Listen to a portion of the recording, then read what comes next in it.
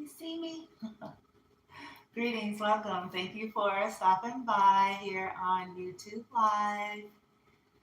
At the one and only, the raw, the rare, the real, the tried, the true, bloom from within love. I go by Bloomy. Happy Sunday, wherever you're on the globe. If you're logging in live, this glorious July 30th, 2022. Otherwise, just welcome. If you're a high viber, someone coming in on positivity and love and light, I welcome you and I thank you. And may you receive that energy back to you. If you're coming in on some other shit, may you receive that shit too. All right. Now,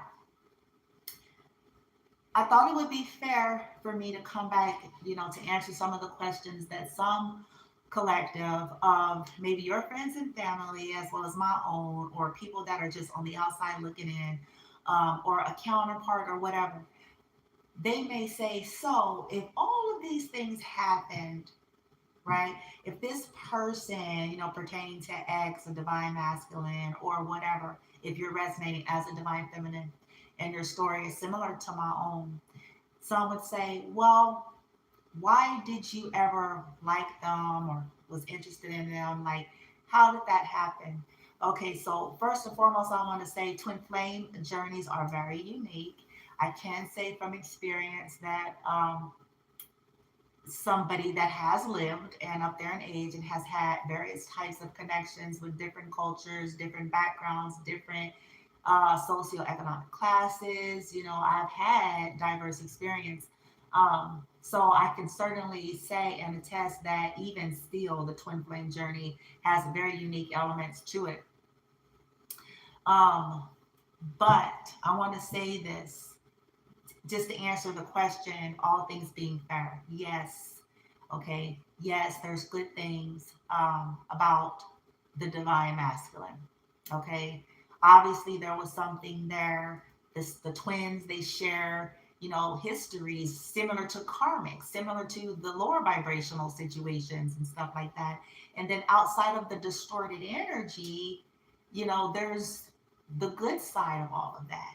Okay. And so I want to say that obviously there were good attributes about divine masculine. Um, and, as it is with any of us, you guys, but at the end of the day, life is still about choices.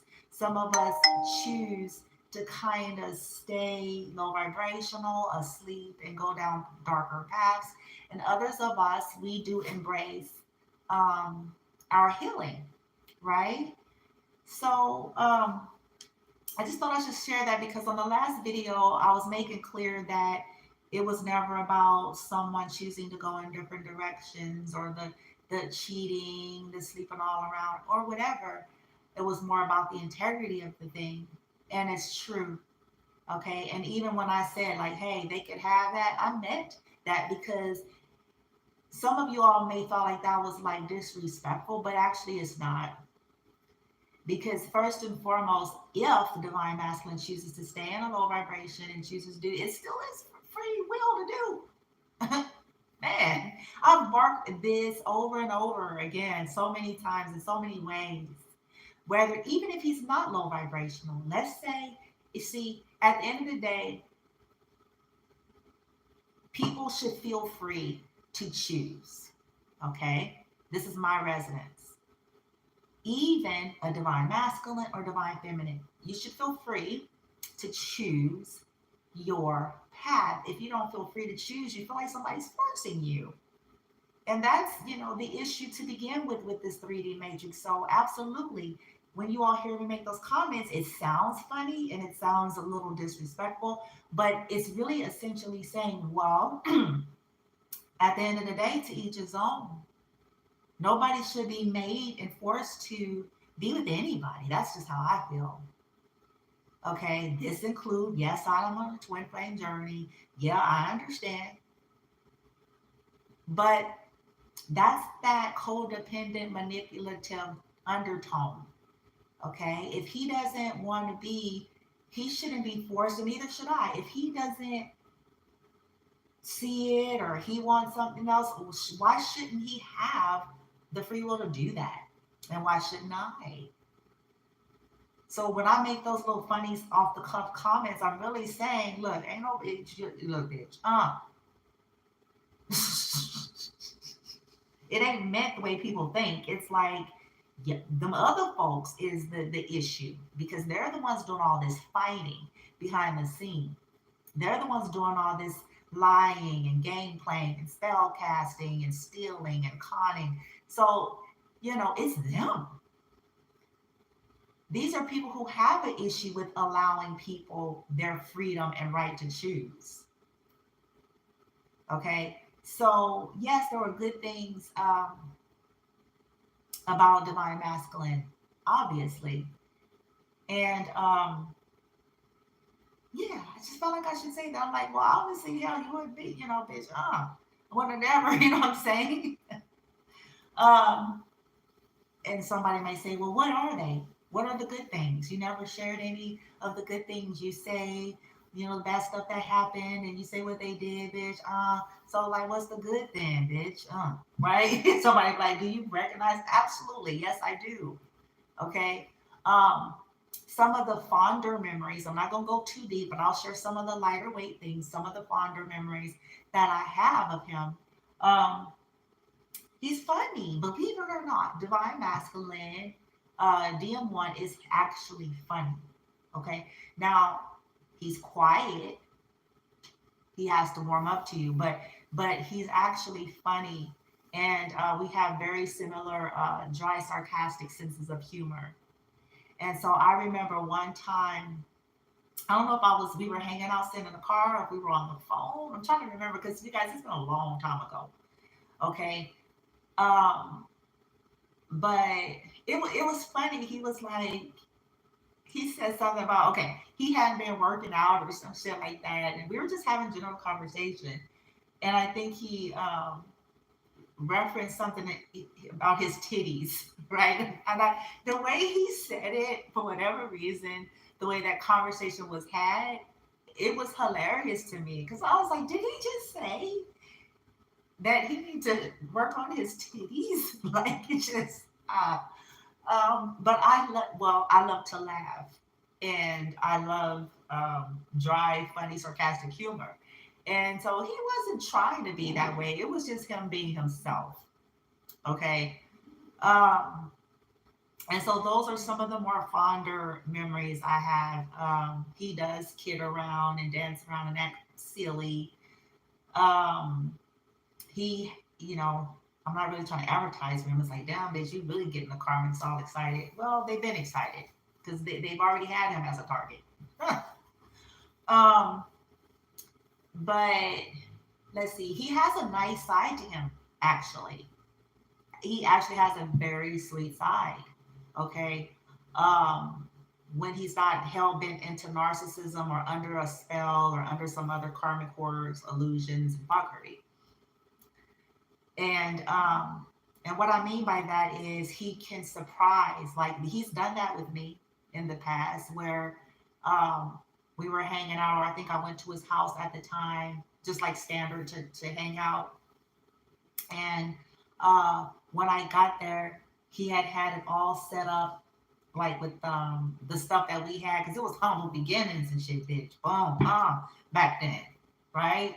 So from what he had and things at that time, and it was like I think he made like a heart shape out of some cookies for me, and he put it in a heart shape, and some other stuff he designed in a happy face, and I was like, oh, and I was shocked because a lot of the times he was that distorted energy that he flopped back and forth from and dealing with all those other folks he was dealing with behind my back.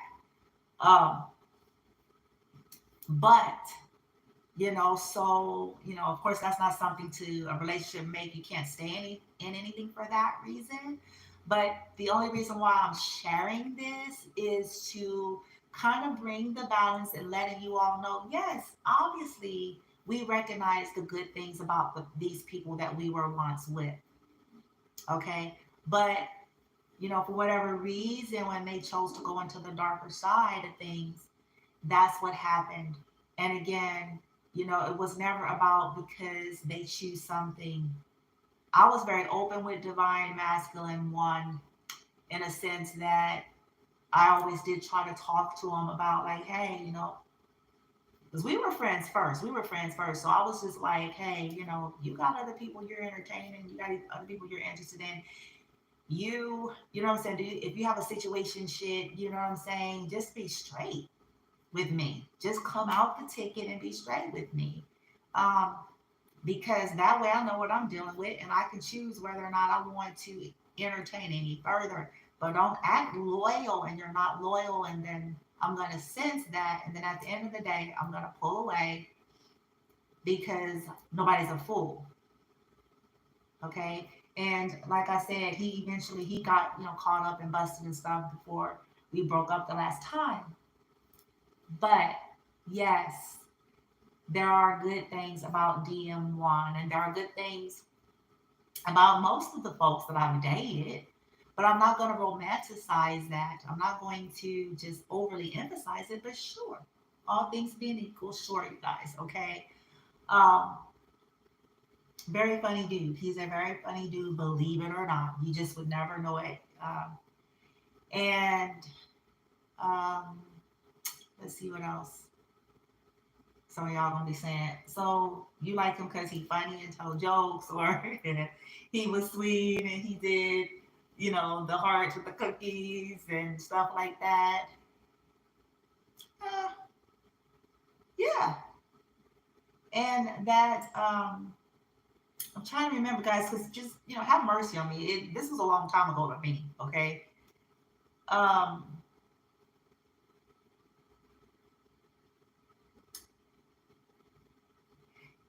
yeah, I'll say that. We had fun when we were not in the throes of the toxicity. The interference, the outside external influences, and things like that. Um,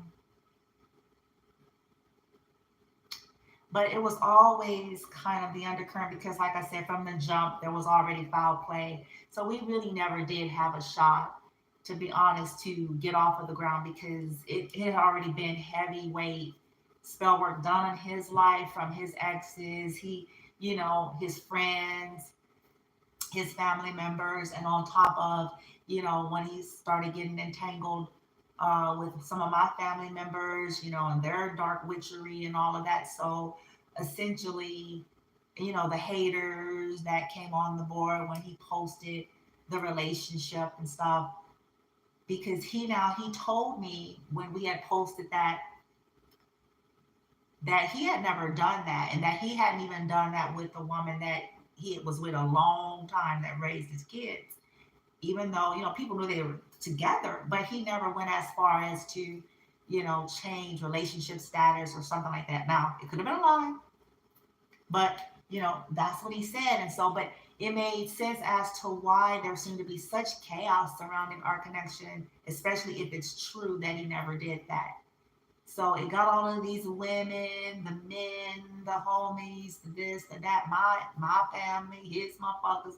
It just got, we just had a lot of toxicity around the connection. I was starting to heal and awaken already, but he wasn't. So this is, if somebody may be asking, this is why it was the downward spiral.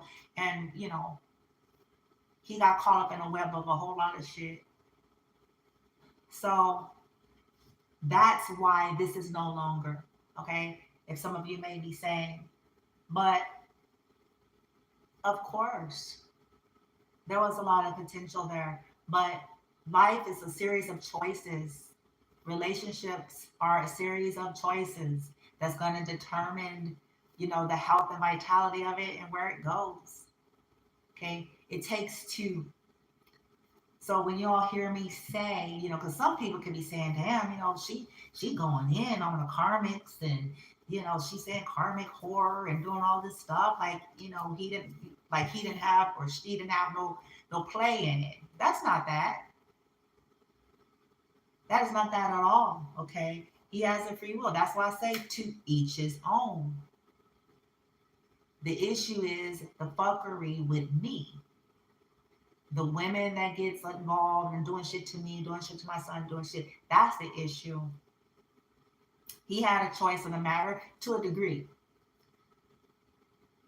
And if you haven't lived under severe spell work or people really fucking with you in a very fucked up narcissistic ass way, then you're not going to understand that.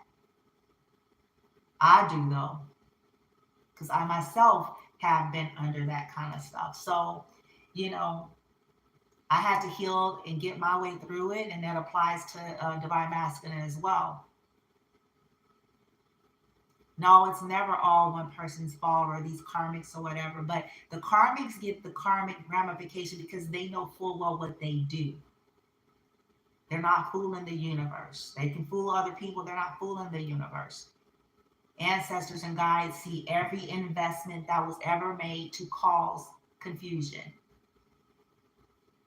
Every investment made to steer someone in a different direction. Every investment made to take advantage of somebody that was asleep or barely awakening or going through the dark night of the soul. All of that is held into the light. So it's not about just blaming, oh, they blame her. No, because they didn't have to do it, but there's more to it. They didn't have to do it, but there is more to it. Okay? Especially in my case, in my story, my doppelgangers, especially. Okay? And if you're similar to me, collective, chances are then your story as well. Okay? All right, so that's it. That's all, you guys. I'm coming in and out all day. It's Sunday, and so as I get it, I'm coming in and out, okay? But yes, there are good things about divine masculine one. I do have fond stories and memories, in spite of all things, okay? And it's not denial of any of that, you guys. But we must put truths out there as a part of who I am, my path and my journey, so that we don't live in illusion or live in fantasy or live stuck, okay? Because he has to make his choices, I have to make my choices, whether it's DM1 or 12, right? And whether it's DM1 or 12, guess what? They have a right to choose the paths they want, as well as the relationships they want to get into, as do I. You see how it goes? See how it's reciprocal? You see how it's both ways? So he has free will. I have free will. You know, everybody's got the right to choose, but it's our conduct and all the other stuff around it that determines what type of karmic ramifications we're receiving. But nobody is being forced or made to have to be with anyone. Okay? All right, you guys. Love and light.